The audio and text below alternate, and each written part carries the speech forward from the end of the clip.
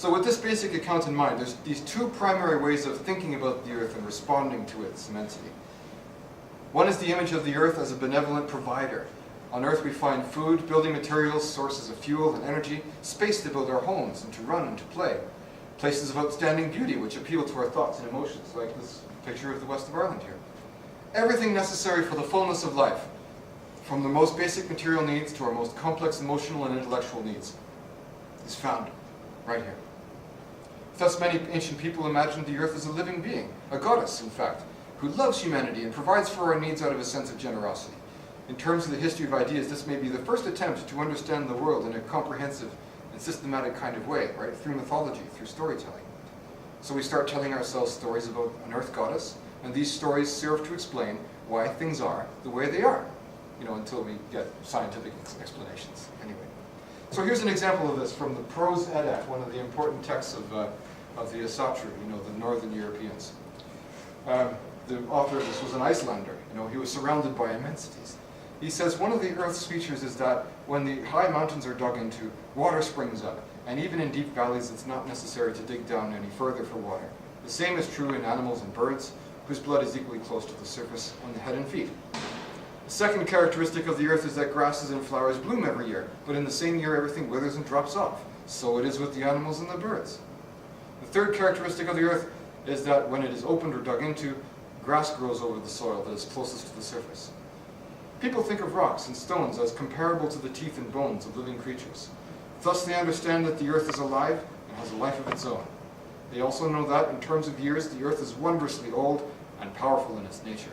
It gives birth to all living things and claims ownership over all that dies. For this reason, they give it a name, and they trace their origins to it. Right, so this comes to us from 3rd to the 4th century, pardon me, that's the page number, 13th century Iceland. And again, this is an elementary idea, an idea that's there to be discovered by anybody who looks around and does a little bit of thinking. So here's the same idea from Imperial Rome, 55 BCE. The politician Lucretius says, "Truly the Earth deserves the title of mother, since all things are created out of Earth. I repeat, the Earth deserves the name of mother. By herself she made the race of men, and in their season the breed of beasts, the mountain stravagers, the birds in the air, in all their variousness."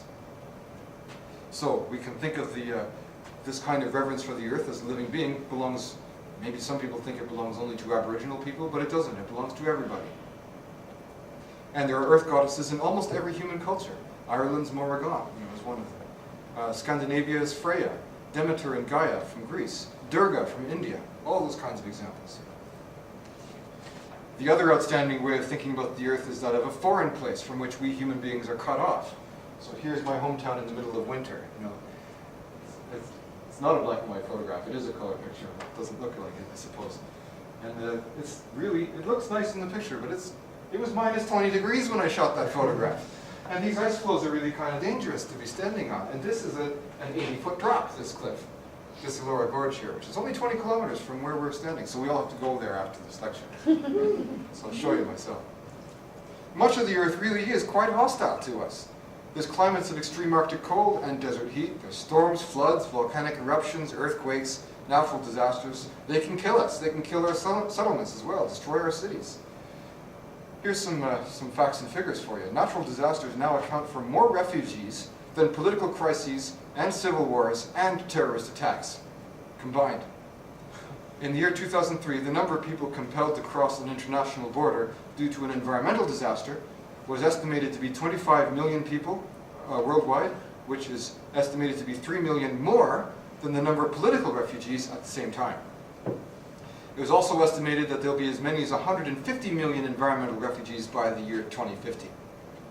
So it's not contrary to our experience to describe nature as uncaring, unforgiving, impersonal, even cruel. We therefore find it necessary to build shelters, homes, houses, cities, to protect ourselves from the elements. Strong reasons exist for us to think of ourselves as both connected to the Earth and cut off from it. The Earth calls our life into question precisely because we're forced to decide which camp we're going to live in. We're forced to decide what it means to us and how we are to relate to us. And we also, by the way, craft goddesses in our mythologies who are also just as mean and nasty sometimes as the weather events that they represent. So India's goddess Kali is an example of that. You know, she's got a belt made of human skulls, and she drinks blood from human skulls. So she's really kind of a scary image. The Hawaiian goddess Pele is one of those as well. This is one of the goddesses that used to accept human sacrifices once a year. You know, bribing the goddess so that she won't blow up her volcano and smother the island. Does scientific understanding render things familiar? If we had complete technological control of the world, would we have subdued its hostile side? I think the answer is still no. Because, in fact, through scientific understanding of the cosmos, we have come to an even greater understanding of how foreign and strange the universe is. Here on Earth, the sciences of meteorology and biology and ecology and so on have taught us that the world is far more complicated than we ever imagined it was. And the more we learn, the more we find out how much more there is to learn. And astrophysics has done more than any other science to reveal how extraordinarily inhospitable the universe is. Outer space, here's a picture of outer space. It is a vast gulf of utter nothingness, randomly dusted with the violent nuclear fires we call stars. We may be impressed to discover that the galaxy has hundreds of millions of stars, but far more impressive still is the light years of empty space between them. You know, not to be terrified by this is not to understand it properly, I think. This is really kind of an amazing, astonishing thing. And the universe is far more old in time than the lifespan of any human civilization, and the lifespan of the Earth itself. You know, 5.5 billion years, I think, is the oldest rocks they've found so far. Well, the universe is older than that. The oldest light that telescopes have been able to discover so far is 15 billion years old. But that doesn't mean that that's the age of the universe. That just means that anything, object that's past that, the light hasn't had time to reach us yet. You know, 15 billion years. And the vast, overwhelming majority of the universe is a cold vacuum, and therefore utterly hostile to human life, in an absolute sense. And this, too, is an immensity. So confronted with this, the size, the vastness, the age, the grandeur of the world, it may seem very natural to feel insignificant and to feel very small. The very presence of the world calls one's life into question by forcing us to face the possibility that our lives, individually and socially, may amount to very little or nothing at all in some grand scheme of things. You know, it's kind of a depressing thought, I suppose. It's the foundation of existentialism too, you know, that life might be inherently meaningless. So what could ever help us overcome this terror? Is it still worth our while to do anything at all, even just to live? Well, here's my suggestion. I'd like to revive again the idea that everything is connected. The bits of it that I like, anyway.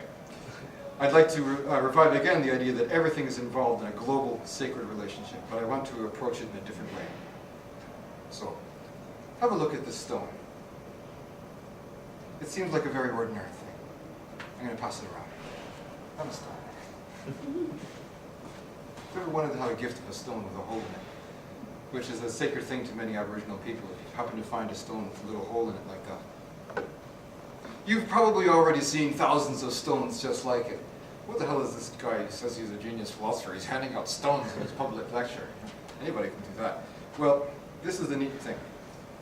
That stone is the product of a chain of events and cause and effect and accidents and calamities and things and so on that go all the way back to the beginning of the Earth. Think about all the different circumstances and causes and conditions that had to be in place just at the right time in order that this stone might end up with this shape, this size, that little hole in the side. Thousands of years, maybe millions of years of erosion in the river and the rain, the activity by living things around it, from microbes to bacteria to seaweed and other plants and animals. There's also the many, many circumstances and conditions which led to the moment when I found the stone as I was walking around in the forest. There's the people who organized this event, this lecture here, and all the different events that happen to happen in all of your lives so that you would be here, so that I could hand you this stone. There's everything that happened to create this university where we're doing this lecture. You know, there's the circumstances of my birth and my family's move to Elora so that I could, you know, live there and enjoy the Elora Gorge and want to walk in it and find this stone. You know, all of these events had to come together in just the right way. And those events go back thousands and thousands and thousands of years.